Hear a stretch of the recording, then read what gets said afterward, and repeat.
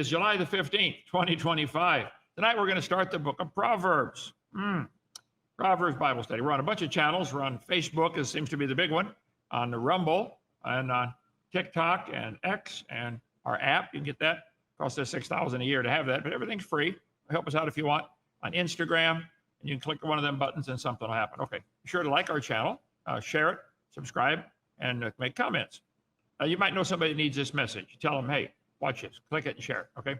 We're open for free, have been for 9 years and a couple months. Doing our 777 club. See, I like what you're doing, Brother Hovind. I'm going to support you for $1 a day, or penny a day, something, whatever you want, or nothing. Most people do that, okay?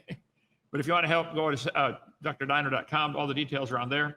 And we just want to win souls. Okay, get our video series on science in the Bible. The book of Proverbs is pretty much dead center in the Bible, right after the book of Psalms. Proverbs has 31 chapters. The book of Proverbs is a collection of essays, poems, and sayings expressing the wisdom of ancient Israel. It's part of the Old Testament, often considered the book of wisdom. The book attributed to King Solomon, most of it is written by him, though other people probably contributed some. Primary purpose of Proverbs is to provide guidance on living a wise, successful, faithful life, emphasizing the importance of fearing the Lord and seeking wisdom. The bulk of the book is structured into several sections, The initial part, first 9 chapters, is a series of instructions given by a father to his son. Hey boy, listen, I'm going to give you some wisdom here. Emphasizing the importance of wisdom and the dangers of folly, being foolish. These chapters include personifications of wisdom as a woman. Personification makes this attribute, wisdom, as if it's a woman, who calls out to humanity, offering guidance and promising happiness and success to those who heed her. The bulk of the book, Proverbs 10 through 29, contains a collection of pithy and brilliant 1 or 2 line sayings that deal with almost every issue in life, including relationships, work, speech, God, old age, drinking, integrity, money, lifestyle, government, justice, poverty, teachability, attitude, and much more. These proverbs often contrast wisdom with foolishness, providing practical advice on various aspects of life. If you're a new Christian, or even if you're not a Christian at all, you should read the book of Proverbs just to get some wisdom.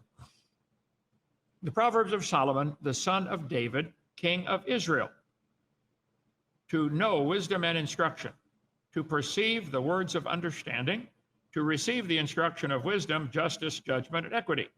Well, why is Solomon qualified to write this? If you go back to 1 Kings chapter 3, and Solomon loved the Lord, walking in the statutes of David, his father, King David, guy killed Goliath. Only he sacrificed and burnt incense in high places. And the king went to Gibeon to sacrifice there, for it was a great high place. 1,000 burnt offerings did Solomon offer upon that altar. In Gibeon, the Lord appeared to Solomon in a dream by night and said, Solomon, ask what I shall give thee. Hovind translation, you got one wish. What do you want? Solomon said, thou hast showed unto thy servant David, my father, great mercy, according as he walked before thee in truth and in righteousness and in uprightness of heart with thee. And thou hast kept for him this great kindness, that thou hast given him a son to sit on his throne as at this day. And now, O Lord, my God, thou hast made thy servant king instead of David, my father. And I am but a child. I know not how to go out and come in. And thy servant is in the midst of thy people, which thou hast chosen, a great people that cannot be numbered nor counted for multitude. Give therefore thy servant an understanding heart. He's talking to God. God, would you please give me an understanding heart so that I can judge your people, that I might discern between good and bad. Who is able to judge this, thy so great a people? And the speech pleased the Lord, that Solomon had asked this thing. And God said unto him, because thou hast asked this thing, and not asked for thyself long life, neither hast asked riches for thyself. Hey, if you had one wish from God, what would it be? Bunch of money, long time, long life, build a big house. Solomon asked for wisdom. God was pleased. And you've not asked for the life of thine enemies, but thou hast asked for understanding to discern judgment. Behold, I have done according to thy words. Lo, I've given thee a wise and understanding heart, so that there is none like thee before thee, neither after thee shall any arise like unto thee. In other words, Solomon, you're going to be the smartest guy that ever lived. Pretty quite a promise. I've also given thee that which thou hast not asked, riches, honor, so that there shall not be among any of the kings like unto thee all thy days. Somebody figured out one time how much Solomon made per day. I forget what it was, many millions of dollars per day. And if thou wilt walk in my ways to keep my statutes and judgments and commandments, as thy father David did, then I will lengthen thy days. I'll let you live a long time. You didn't ask for money. I'm going to give you that anyway. You didn't ask for long life. I'll give you that anyway, God says. You got a similar story, the same story told in Second Chronicles chapter 1. In that night did God appear to Solomon and said, ask what I shall give thee. And Solomon said, thou showed kindness to my mercy to my David my father. You can read the story for yourself in Second Chronicles. Okay, here we go. The Proverbs of Solomon, the son of David, king of Israel, to know wisdom and instruction, to perceive the words of understanding. We got all kinds of words we better get some meaning of here. What is wisdom? What is instruction? What is understanding? What is justice, judgment, equity? It's good to get a dictionary when you read through the Bible, okay? Especially a 1828 Webster's dictionary, because that gives the meanings of the words in the King James Bible in 1611. Opening verses of Proverbs states the purpose of the book is to know wisdom and instruction, to perceive the words of understanding. This indicates that the text aims to provide knowledge and insight into moral and ethical living, to give subtlety to the simple, to the young man, knowledge and discretion. Or if there's one thing I've prayed a million times since my 16 years old when I got saved, Lord, give me wisdom, give me understanding. Help me to know what the truth is.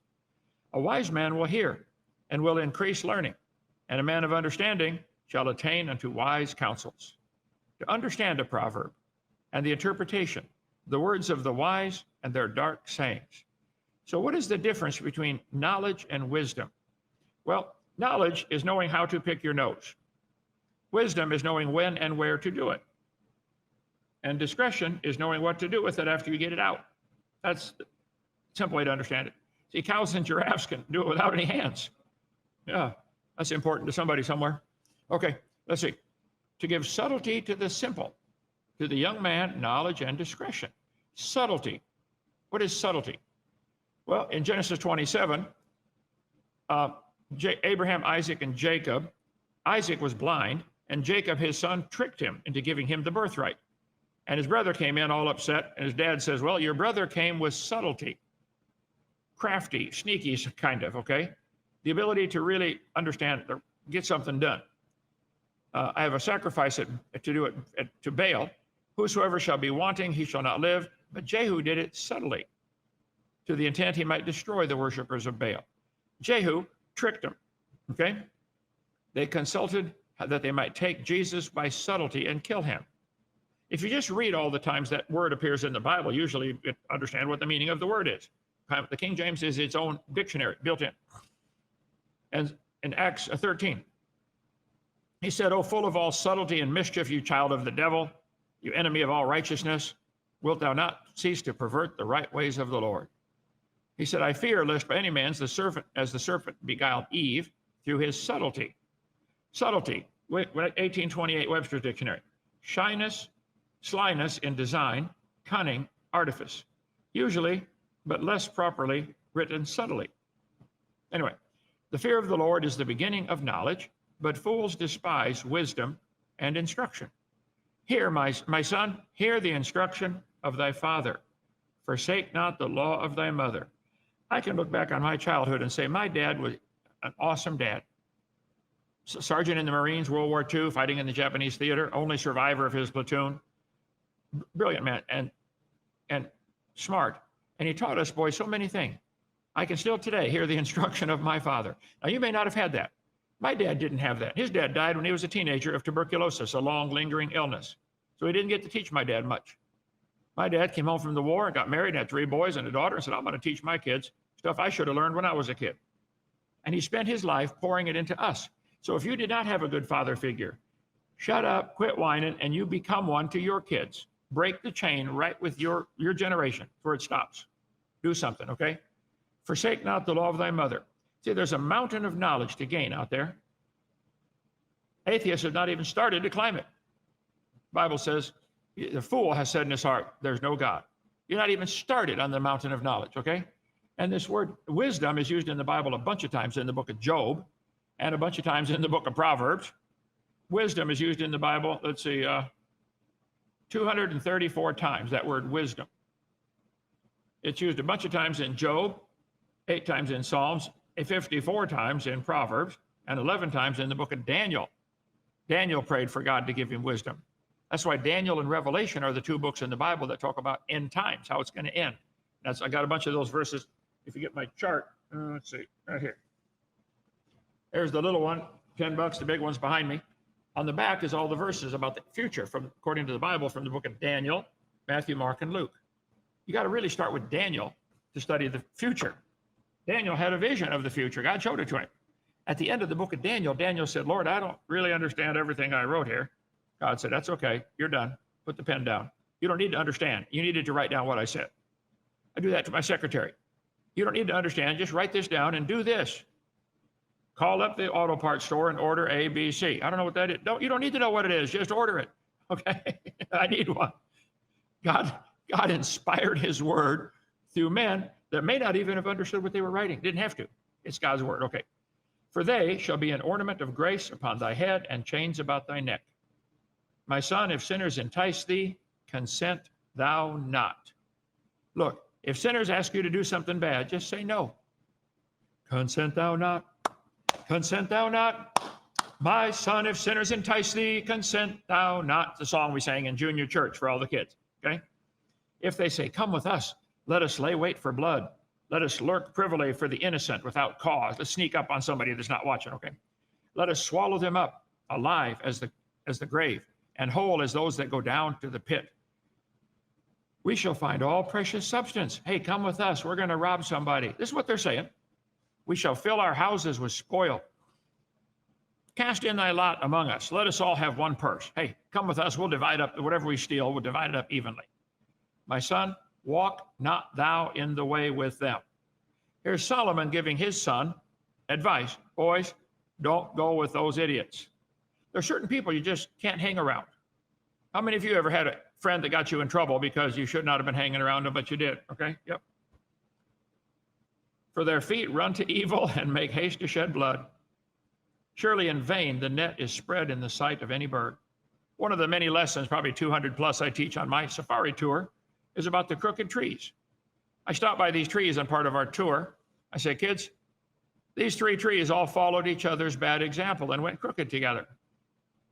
Have you ever done something dumb because you're with a friend that was dumb? You wouldn't have done it by yourself. But if you get dumb and put them together, there's no telling what they will do. I was school principal for several years, and whenever they brought one kid in, I knew just a few more minutes, his buddy's coming in. There's always the 2 of them getting in trouble together. Yep. Bible says a companion of fools shall be destroyed. We stopped on it, show the pictures of the crooked forest in Poland on our tour. Look at what happened. Nobody knows. There's 4 or 5 different theories. The trees are about 30 years old. All went crooked together. Huh. So Solomon has given his boy some wisdom. Don't do that, son. Don't hang around bad people. They lay wait for their own blood. They lurk privily for their own lives. Boys, they're gonna hurt themselves is what's gonna happen. So are the ways of everyone that is greedy of gain, which taketh away the life of the owners thereof. You know, when God put the curse on him in the Garden of Eden, he told the snake, you're going to crawl on your belly. Well, it's not a curse to crawl on your belly if you're already crawling on your belly. So he had either arms or legs or wings or maybe all 3. Nobody knows. But he lost something. He told the woman, you're going to have pain in childbearing, and Adam's going to be the boss of the family. That's the curse, ladies. He's the boss, okay? And he told Adam, you got to work for a living. With the sweat of your face, you got to plow the ground and raise crops. And ever since that day, people have tried to get out of that curse by making somebody else work, and they go steal what they worked for. Yeah. So are the ways of you're greedy of gain. They want it, but they don't want to work for it. Taketh away the life. Okay. Wisdom crieth without. She uttereth her voice in the streets. She crieth in the chief place of concourse. In the opening of the gates, in the city, she uttereth her words, saying, How long, ye simple ones, will ye love simplicity? Kind way of saying, hey, idiots, why you like being dumb? Okay. And the scorners delight in their scorning, and the fools hate knowledge. Turn you at my reproof. Behold, I will pour out my spirit unto you. I will make known my words unto you. I called, and you refused. I stretched out my hand, and no man regarded. You said it not, all my counsel, and would none of my reproof. I feel that way about the atheists that I debate, Joseph. I tried to warn you. It's real simple. God made the world. He owns it. He makes the rules. We're all guilty of breaking his rules. You're going to be judged by that same God one day, and he provided one way out. That's Jesus Christ. You don't want to take it? I tried to warn you. I'll be up there judgment day. They're going to call up some of you atheists for judgment. They're going to call me up as witness and say, Lord, I tried. I whacked them 10 times. They didn't get it. I debated them 3 times. They didn't get it. What else want me to do? You wouldn't listen. How many of you ever did something dumb because you wouldn't listen? You ever do something? Yeah, okay. I remember my Volkswagen. First, I love that little 1963 Volkswagen. The head bolt stripped out. So we had to pull the heads off and, tap out the block and put in helicoils and put it back together. My dad said, son, you drilled holes in your engine block. You need to change oil before you do anything. Well, I had a heavy date that night. Well, she wasn't that heavy, but I had a date that night. I was in too big a hurry to change oil. So picked up the girl, went to church, had a wonderful time, went out for ice cream afterwards. I'm taking her home, dropped her off. On the way back to my house, little lights came on the dash all over the place that said, you idiot, you should have changed oil. How many know what I'm talking about? You had those idiot lights come on. I told you what to do and you didn't do it. I also will laugh at your calamity. I will mock when your fear cometh. When your fear cometh as desolation, and your destruction cometh as a whirlwind, when distress and anguish come upon you. He's saying, look, I warned you, you didn't listen. Now I'm going to laugh at you for not listening. Then shall they call upon me, but I will not answer. They shall seek me early, they shall not find me. Too late, you got to rebuild the motor now, son. Yeah. For that they hated knowledge, and they did not choose the fear of the Lord. They would none of my counsel. They despised all my reproof. You atheists, I'm trying to straighten you out, okay? It's not because it's me. It's really very simple. It's God's word. He said he did it in 6 days. He said there was a flood that destroyed it. The flood is what made all the fossils. The flood made all the layers. The layers are not different ages, guys. How can the top layer be younger than the bottom layer? Where did all that dirt come from? Was it hanging around out in space for billions of years waiting to land? Even then, it'd be the same age. Every speck of dirt in the universe is the same age. How can you not get it? But you hate knowledge, don't you? Anyway, they wouldn't listen to my counsel and my reproof. Therefore shall they eat of the fruit of their own way, shall be filled with their own devices. For the turning away of the simple shall slay them. The prosperity of fools shall destroy them. Whoso hearkeneth unto me, talking about wisdom, shall dwell safely, shall be quiet from fear of evil. End of chapter 1. Okay, any questions or comments, brother?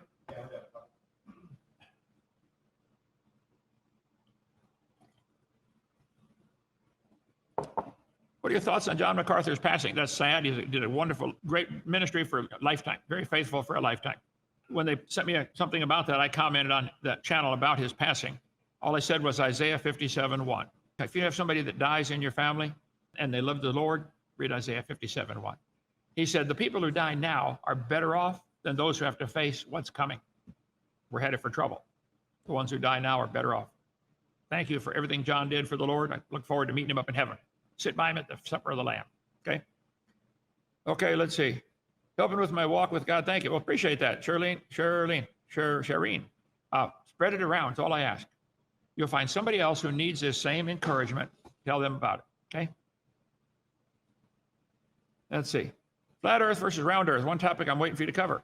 I've covered it a couple times. I don't want to cover it. My ministry is on creation. The Earth is round. It spins. It goes around the sun. The flat Earth theory is dumb. Okay, Kansas is flat. The rest of it's round. There's so many ways to prove that scientifically. Scripturally, there's no way to prove it's flat. There's a lot of idioms in the Bible. And don't get me started. Long time. Joseph, why don't you do one on that? I know a guy. He's a physics teacher, Jason, debunking flat earth arguments on Facebook. He come here and did a boot camp for us a couple of years ago. Okay. Did 2 programs on it. It's just, I don't want to do bunny. I don't want to do programs on the Easter Bunny or Santa Claus either. Okay. Sorry. Christians are called to be Christ-like. They're not supposed to be Daniel-like, Job-like, Elijah-like. Do you think Jesus would call non-believers names? I believe he did. I think if you watch it. Yeah. You snakes, you vipers. Yeah. Make fun of them and degrade them. I think we should act in love toward them. Well, Aaron, you do it however you want. You go, if I drive them away, you catch them and win them. But God gave me a little bit of the Elijah personality. I like to laugh at him. You dance around the fire. Come on. Maybe call louder. Maybe you're out, in the potty or something. So, yeah, I think that's Christ-like. My way works pretty good. Any more there, brother? Yeah. Okay. Click like and repost the video to help get the word out. God bless you, Kent, and the crew. Thank you. Appreciate that.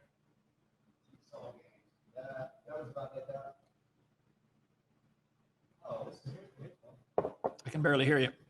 Certain things he can't talk about to keep his funding. I let God worry about the funding. I'll talk about whatever God tells me to talk about, okay? I'm not holding back on anything. Yeah, I think they're saying that you won't speak on flat earth because you're going to lose some government funding. I won't speak on flat earth because I spoke on it. I said it's stupid. It's not true. Oh, how's that? Dumb. Okay. Thank you.